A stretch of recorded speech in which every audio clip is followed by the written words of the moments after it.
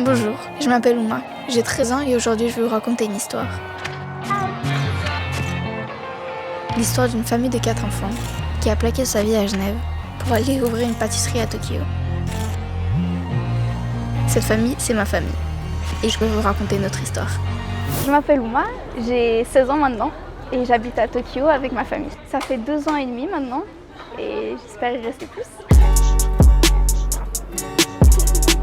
Maintenant, ça fait 3 ans presque, 3 ans même, que je tourne un film pour la RTS, donc la radio-télévision suisse, l'équivalent de TF1, merci, j'avais pas le mot. Donc c'est un gros projet, c'est sur le déracinement d'une famille en Suisse, une famille de 6, pour déménager du coup à Tokyo. Et ils ont suivi du coup notre aventure maintenant depuis 3 ans. On a toujours été hyper soudés. Et cette pâtisserie, on va l'ouvrir ensemble. Ça sera la même enseigne qu'à Genève, mais à Tokyo. Alors c'est assez particulier parce qu'un peu comme tout ce projet, c'est né de petits détails. Donc voilà, Genève c'est très petit, donc la nouvelle a vite circulé à vrai dire. Une famille de 6, voilà, en plus ça faisait 20 ans qu'on était dans le même quartier, donc les gens nous connaissaient. Donc le fait qu'on déménage, c'était, ça avait marqué les esprits. En plus à Tokyo, c'était quand même un gros projet. On n'a pas tout de suite accepté parce qu'on s'est dit, voilà, c'est de l'investissement sur le long terme, c'est être filmé à la télé. Et à vrai dire, les gens, ce qu'ils veulent quand même, pour être honnête, c'est voilà, un peu des drames, des sentiments, des choses intimes, personnelles, qui toucheront bien sûr les gens, mais du coup qui nous touchent nous d'abord. Et voilà, accepter de dévoiler sa vie, je pense que c'est quand même une grosse décision à prendre. On y a beaucoup réfléchi en famille. Ce qui nous a convaincus, je pense que c'était le fait d'avoir ce souvenir, ce film quand même. Peu de gens ont cette occasion et quand on a eu cette occasion avec ma famille, on s'est dit qu'on ne pouvait pas la rater. Que voilà, avoir un film sur notre vie, sur ce déménagement qui compte à nos yeux et qui était vraiment le plus gros projet de ma famille. Enfin, voilà, on s'est dit qu'avoir une trace comme ça, ça n'avait pas de prix. Du coup, ce journaliste qui s'appelle Michael avait en plus de cette idée de voilà, ça se fait beaucoup les documentaires de familles qui déménagent, voilà, ça c'est connu, mais lui il voulait un angle différent. Et il s'est dit que c'était jamais vu à travers des yeux d'une adolescente. Ça a passé à la télé suisse. Ouais, mais ça va être je suis à petite pub. Ça va être sur Play RTS du coup, donc qui est une plateforme accessible pour tous. Je leur mettrai les liens dans la description et ils pourront aller checker ça. Et ça va être intéressant pour eux parce que c'est à travers les yeux d'une adolescente qui devient une jeune adulte. Et ça parle du Japon, forcément, le Japon, tout le monde aime le Japon, hein, voilà. Sinon ils ne seraient pas là. Hein. Le combo. Et donc voilà, ça va être super intéressant.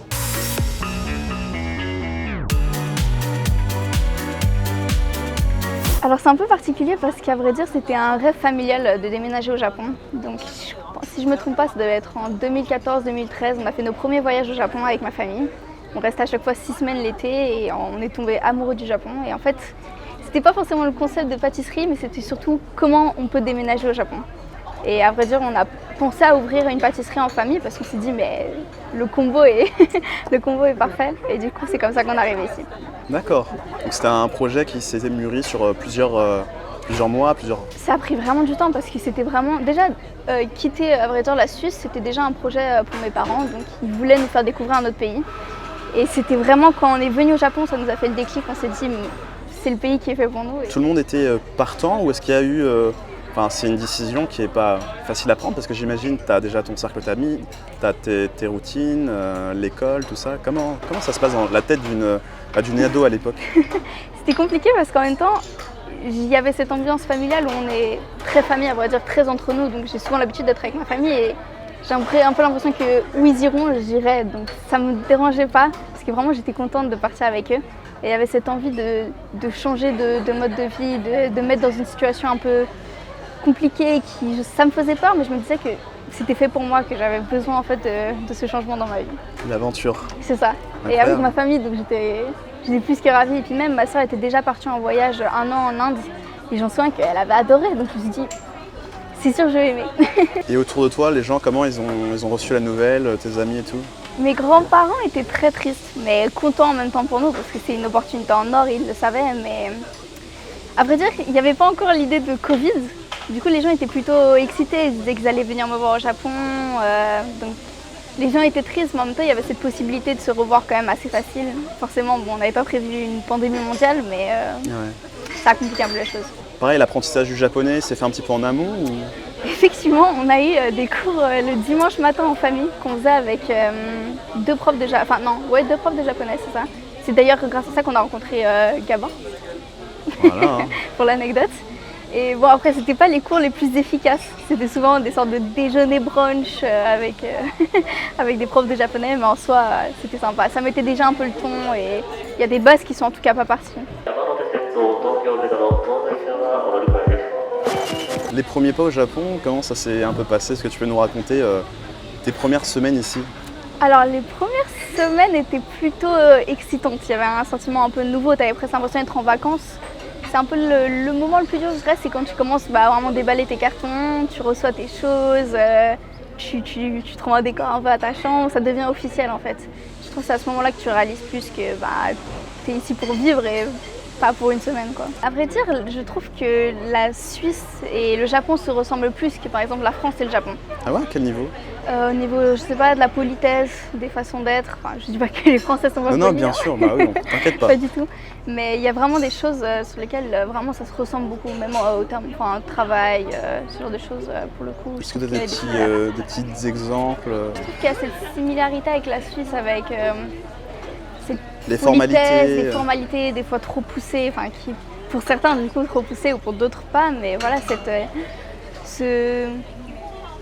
être poli avec tout le monde en permanence, respecter vraiment je trouve la vie en communauté, le fait de ne pas rentrer dans le cercle de l'autre, ce qui je trouve dans certains d'autres pays pose moins problème, mais voilà, je trouve que sur la Suisse et sur le Japon il y avait vraiment cette ressemblance de vie en communauté. Il ne faut pas se faire repérer en fait, c'était ça. J'avais cette impression qu'il fallait vraiment être le plus discret possible, quitte à être un peu effacé, mais c'est comme ça qu'en fait on brillait plus en société. J'avais l'impression que c'était un peu comme ça. C'est marrant, moi du coup, tu sais, quand t'es adolescent, c'est justement un peu la période dans laquelle tu cherches à t'affirmer. Exactement. Donc c'est un peu... Le contraste est un peu bizarre et je pense qu'ici, justement à cette période, les adolescents, je me demande justement comment ça se passe, si au contraire il faut quand même essayer de se créer une propre personne, un propre nous, ou si au contraire on doit essayer d'être le plus comme tout le monde. Déjà, on avait quand même essayé d'essayer en tout cas mon petit frère ou moi de me mettre dans une école japonaise, ce qui est pas possible.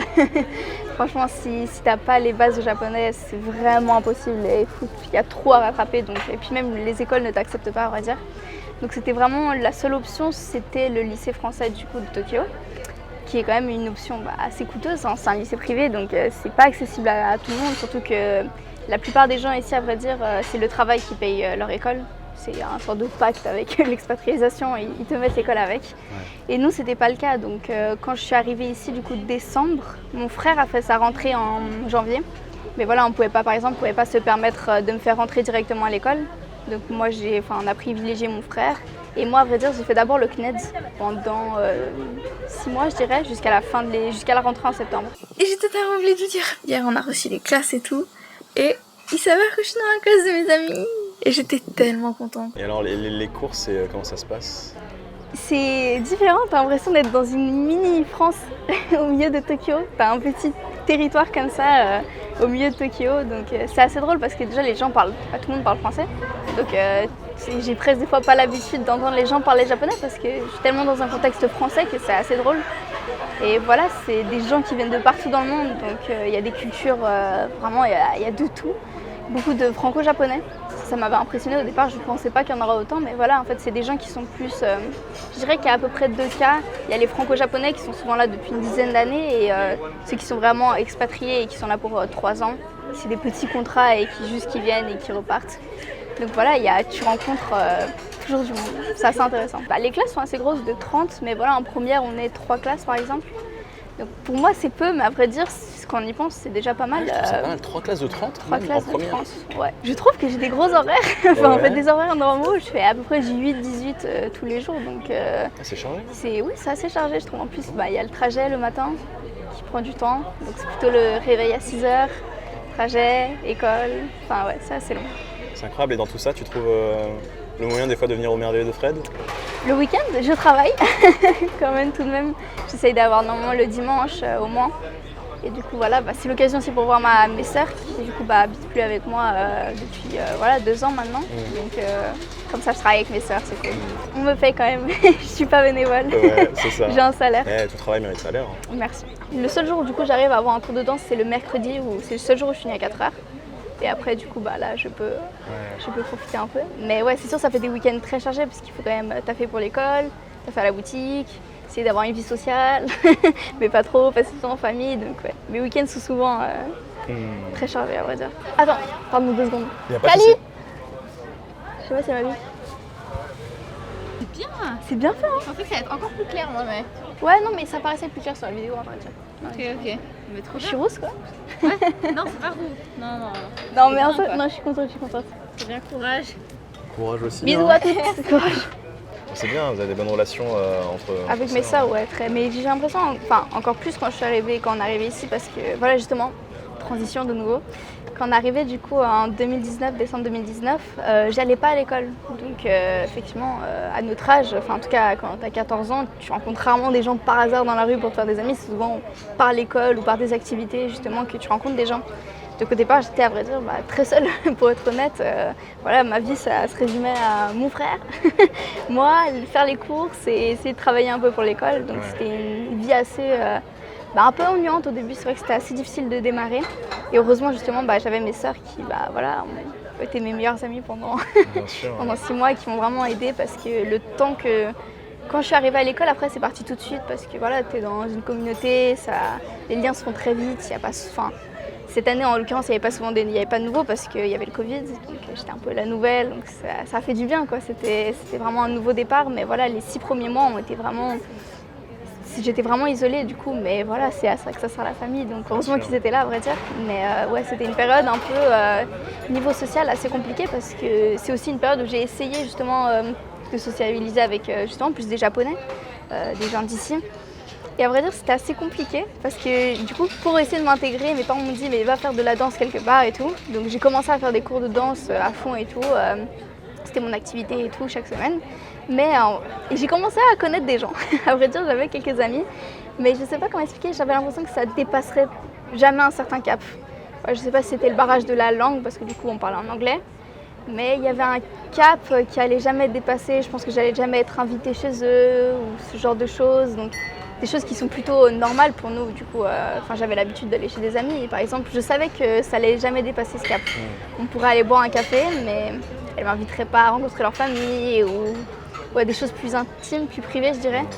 Et il y avait un peu cette barrière que j'arrivais jamais à franchir et qui fait un peu mal parce que tu as l'impression juste d'avoir des connaissances et pas des amis, ce qui est différent. C'est vrai qu'ici, j'ai vite remarqué qu'en fait, même si les gens te disaient ah, mais tu pourras venir chez moi une prochaine fois, ça voulait pas dire ça.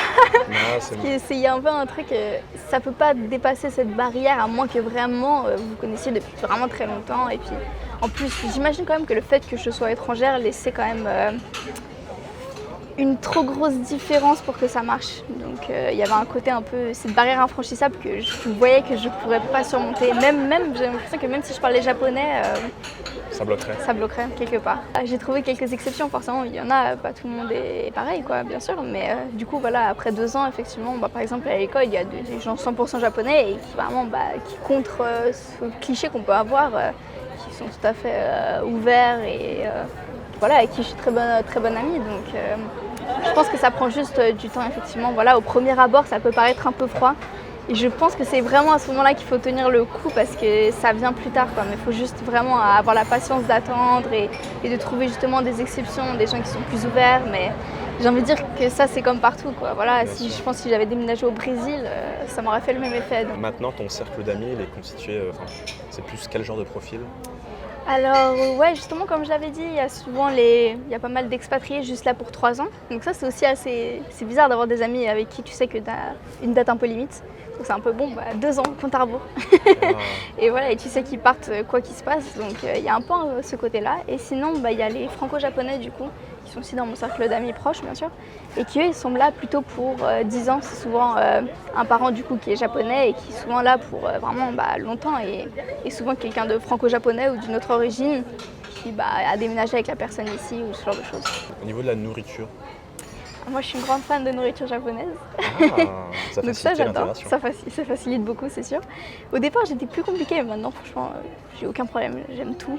Mais après, c'est assez surprenant parce que puisque je suis quand même dans une communauté très française et que c'est des gens qui sont des fois là, pas pour 6 ans, mais pour 2 ans, ils ont quand même tendance à des fois, sans vouloir critiquer, hein, mais à rester justement que dans cette bulle française. Ouais, je connais pas mal de gens qui font aucun effort pour essayer de parler japonais ou qui n'ont jamais goûté de nourriture japonaise, qui mangent pas japonais à la maison, ou qui prennent pas du tout des habitudes de gens qui habitent au Japon, quoi. Donc c'est assez drôle, ça donne un peu particulier. Il y a des gens qui disent ah, moi j'ai jamais mangé de sushi ici ou de ramen. Je pense que c'est bien de garder une part d'excentricité au milieu de tout ça, mais oui, j'essaie de faire les efforts qui montrent que je veux m'intégrer. J'essaie de parler aux japonais, aux caissiers pour montrer que voilà, je fais un pas vers la personne quand même. Parce qu'effectivement, je pense que c'est important d'essayer de s'intégrer dans un pays, mais voilà, je veux pas perdre ce que j'ai déjà vécu pour autant. Donc c'est pour ça que j'aime bien cette balance entre mon école très française, la boutique plus japonaise avec des employés japonais, des clients japonais.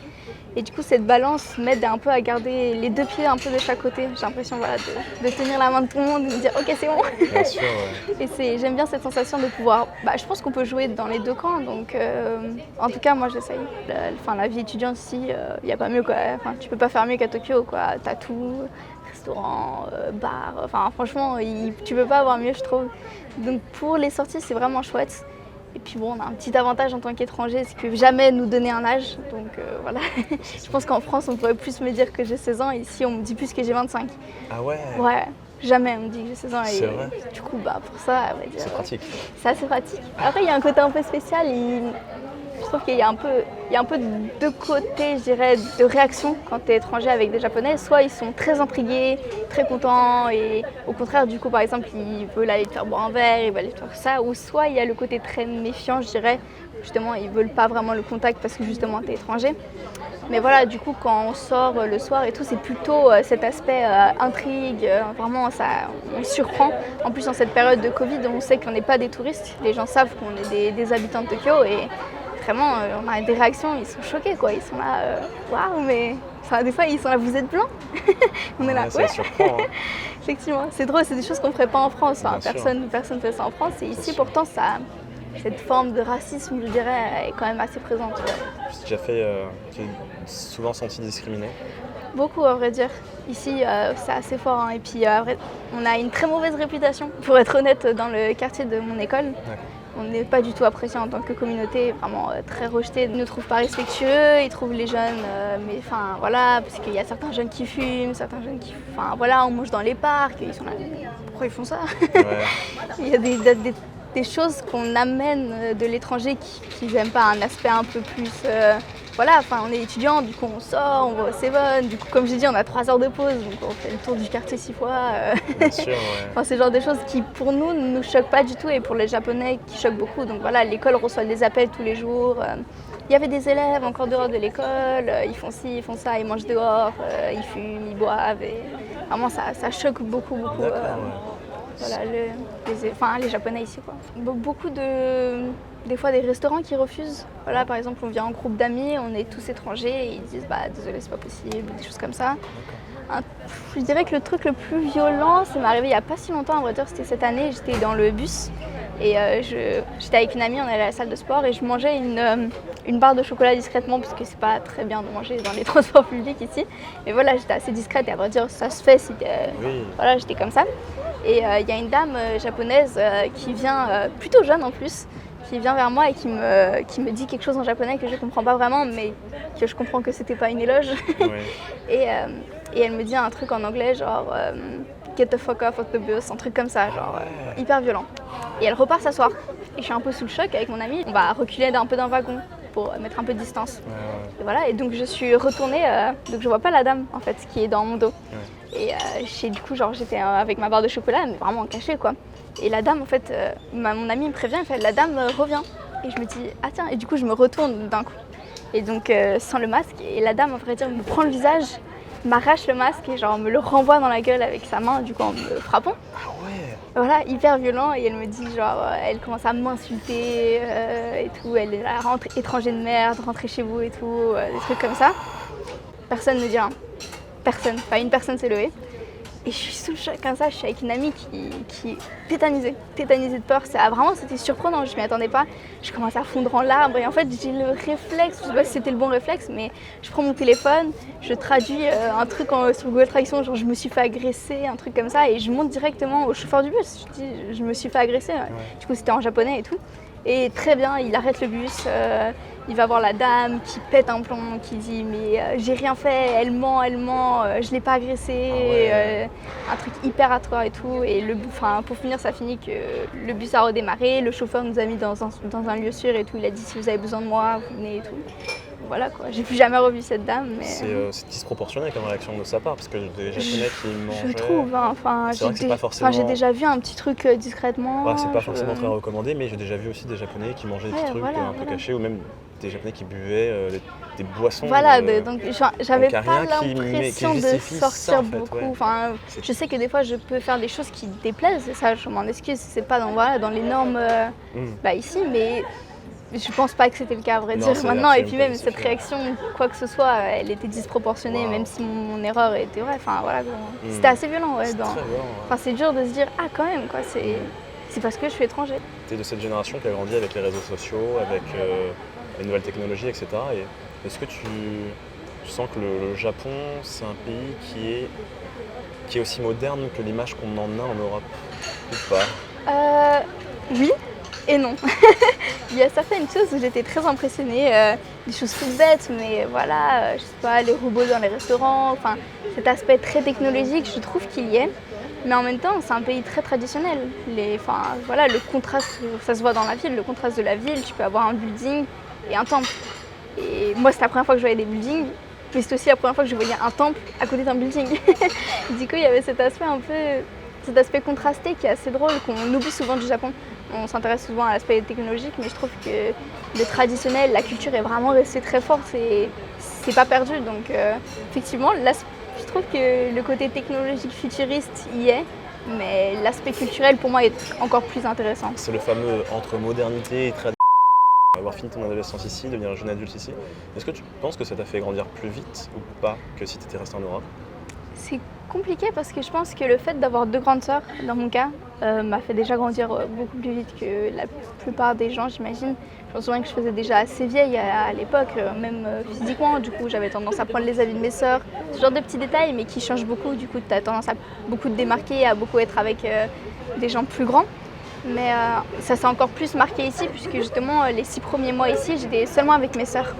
Mais mes sœurs, voilà, ont 20 ans. Donc à 20 ans, tu peux rencontrer des gens dans la rue, par exemple. Enfin voilà, je savais que mes sœurs avaient des amis déjà expatriés, étrangers ici, que moi je pouvais pas voir parce que tu rencontres rarement des gens de 14 ans dans les bars, à moins de quelques exceptions, ça marche pas trop comme ça. Mais mes sœurs, elles, oui, si tu rencontres quelqu'un dans un bar, tu le revois le week-end prochain, quoi, ça se fait. Donc c'est vrai que j'étais un peu là à les suivre, toute contente à aller en bar avec elle et tout, et c'était cool. Grâce à elle, justement, j'ai pu exactement grandir plus vite. J'étais avec des gens de 20, 25 ans. Donc forcément, tu es obligé de faire...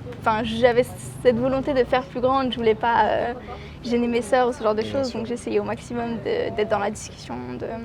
Est-ce que l'environnement aussi, genre le fait d'être un peu déraciné, et d'être dans un pays qui n'est pas le tien, avec toutes ces règles, il faut faire preuve un peu de flexibilité, s'adapter tout le temps, ça va être... C'est vrai que je trouve qu'on a dû beaucoup se remettre en question sur certains points. Des fois même tu te dis mais pourquoi j'ai pas toujours fait comme ça, c'est beaucoup plus logique maintenant, maintenant que j'y pense. Des choses, je sais pas, au supermarché, à la caisse, je me dis ah oui c'est vrai, il faut que la dame me mette les choses dans mon sac, c'est beaucoup plus facile.